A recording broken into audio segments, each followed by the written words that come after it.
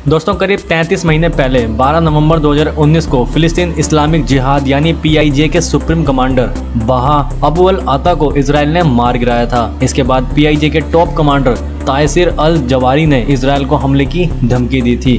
तभी से अल जवारी दुनिया की सबसे खतरनाक इजरायली इंटेलिजेंस मोसाद के निशाने पर था। आखिरकार शुक्रवार को इजरायली सेना ने तायसिर अल जवारी को रविवार को दूसरे टॉप कमांडर खालिद मंसूर को मार गिराया। अपने दुश्मनों को उसके ही घर में मारने के मामले में इसराइल का कोई तोड़ नहीं है। इससे पहले 16 मई 2021 को इसराइल डिफेंस फोर्स ने सेंट्रल हमास और PIJ के 30 कट्टरपंथियों को गाजा में हवाई हमले के जरिए मार गिराने का दावा किया था। तो दोस्तों आज हम जानने का प्रयास करेंगे कि हमास, PIJ और इसराइल के बीच में क्या कनेक्शन है और ईरान PIJ का समर्थन क्यों करता है। तो दोस्तों जानेंगे इसके बारे में मेरे साथ। मेरा नाम है नरेंद्र, स्वागत है आपका डिजिटल स्टडी में।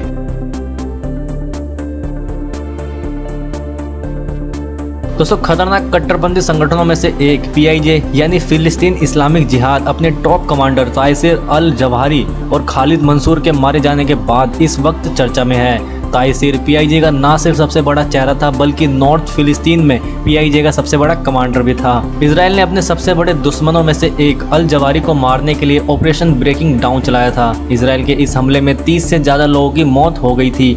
इसके जवाब में कट्टरपंथी संगठन ने भी 2 घंटे के अंदर 100 से ज्यादा मिसाइल इसराइल की रिहायशी इलाकों में दागी थी। तब से ही दोनों तरफ से लड़ाई जारी है।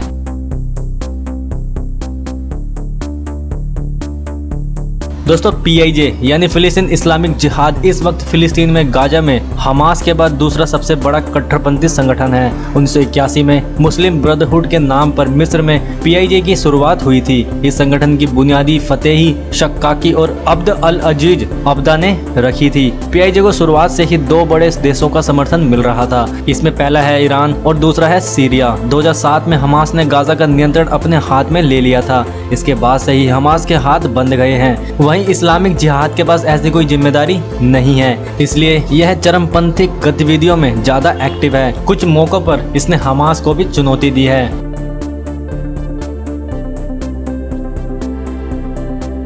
दोस्तों 74 साल पहले 1948 में इसराइल और अरब देशों के बीच एक बड़ी जंग छिड़ी थी। इस जंग में एक तरफ इसराइल था तो दूसरी तरफ अरब, मिस्र, जॉर्डन, सीरिया और इराक थे।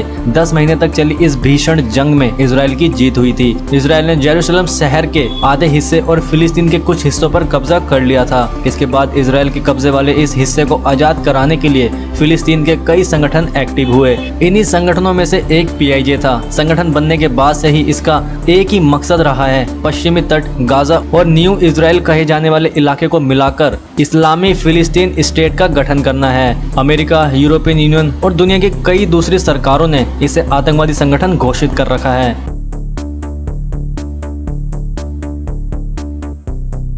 दोस्तों ईरान फिलिस्तीनी इस्लामिक जिहाद के आतंकवादियों को ट्रेनिंग के साथ साथ पैसे भी मुहैया कराता है। हालांकि इस गुट के लिए हथियार लोकल लेवल पर तैयार किए जाते हैं। दोस्तों अमेरिकी स्टेट डिपार्टमेंट के मुताबिक 1988 में ईरान ने अपने सालाना बजट से PIJ को $2 मिलियन यानी 16,000 करोड़ रुपए दिए थे। तब से ईरान लगातार PIJ के लिए अपनी फंडिंग को बढ़ाता रहा है।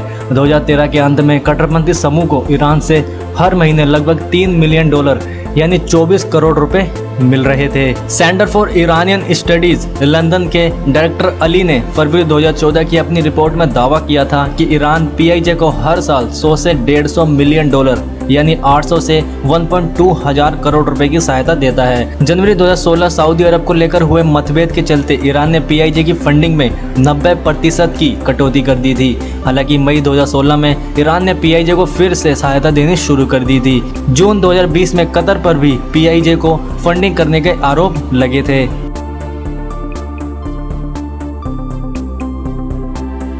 दोस्तों इस्लामिक जिहाद का बेस गाजा है। अमेरिकी स्टेट डिपार्टमेंट के मुताबिक PIJ के बड़े सरगना सीरिया में रहते हैं और कुछ अन्य नेता लेबनान में रहते हैं। इन सभी के ईरानी सरकार से काफी करीबी संबंध है। इंटरनेशनल अरेबिक लैंग्वेज न्यूज़पेपर अशरफ अल अफसाद ने 2012 में बताया था कि पीआईजे के टॉप कट्टरपंथी सीरिया से अब ईरान में शिफ्ट हो गए हैं। पीआईजे ने 1990 के दशक की शुरुआत से सुसाइड बॉम्ब्स यानी आत्मघाती हमलों को रिक्रूट करना शुरू कर दिया था। शुरुआत में इसमें महिलाओं को रिक्रूट नहीं किया गया था, लेकिन 2003 में महिलाओं को भी सुसाइड बॉम्ब्स बनाया जाने लगा। पीआईजे की पहली महिला सुसाइड बॉम्ब 19 वर्षीय छात्र हिबा दारागमेव थी। हिबा ने एक शॉपिंग मॉल पर हमला किया था, जिसमें 3 लोग मारे गए थे। वहीं 29 वर्षीय वकील हनादी जरहात ने अक्टूबर 2003 में एक रेस्टोरेंट में खुद को उड़ा लिया था, जिसमें 21 लोग मारे गए थे।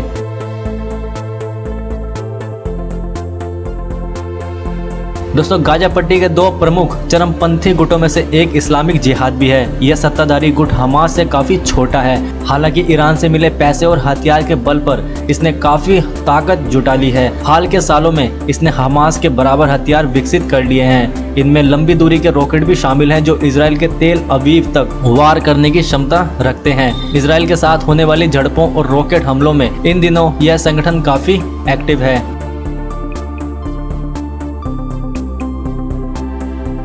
दोस्तों, इजरायली फोर्स ने 2019 में पीआईजे कमांडर बहा अबू अल अता को मार गिराया था। इसके बाद अल जवाहिरी पीआईजे का कमांडर बना। इजरायली फोर्स ने 5 जुलाई 2022 को अल जवाहिरी को भी रॉकेट में ढेर कर दिया।